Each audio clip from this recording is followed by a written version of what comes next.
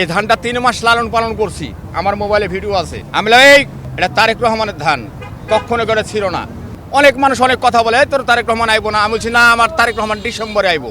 তোমরা যতই যা বলো, আসলে মানে আমার কলিজার ভিতরে আয়া পড়ছে। আসলে মানে আমি না, আমার কলিজাতে না আসলে আমি এখানে আসলাম কেন? আমি রাজশাহী থেকে আমি এখানে আসলাম কেন?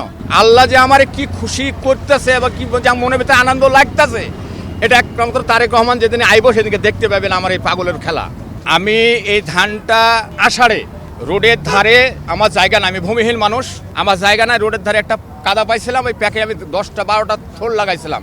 এই ধানটা 3 মাস লালন পালন করছি, আমার মোবাইলে ভিডিও আছে। করার পরে এই ধানটারে যখন পাকান ধরলো বুঝছেন, তখন অনেকজন এসে ছিঁড়ে লয়ে জায়গা।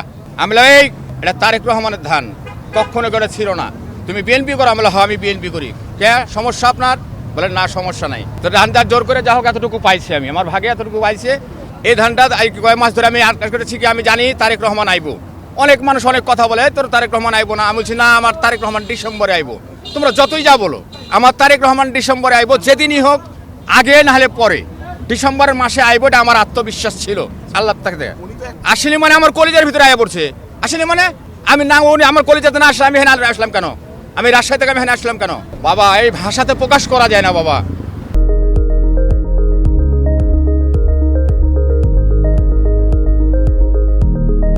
আল্লাহ যে আমার কি খুশি করতেছে বা কি মনের ভিতরে আনন্দ লাগতেছে, এটা একমাত্র তারেক রহমান যেদিন আইবো সেদিনকে দেখতে পাবেন আমার এই পাগলের খেলা। আমার তারেক রহমানকে যে আমার কতটুকু ভালোবাসি, এক আল্লাহ রাসূল ছাড়া কেউ বলতে পারবে না। আপনারা তো মানুষ আসছেন, আমাকে দেখতেছেন, আমার সাথে ভিডিও করতেছেন, আমারই করতেছেন, কিন্তু আমি যে তাকে কত ভালোবাসি।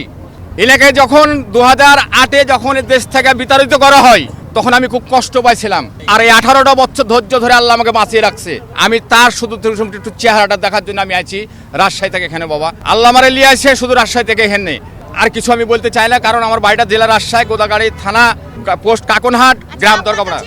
বাংলাদেশের প্রত্যেকটা নাগরিককে আমি বলতে চাই যে তারেক রহমান আমাদের সাহেব যিনি নির্দেশটা দিবে, এটা আপনারা সবাই মানবেন।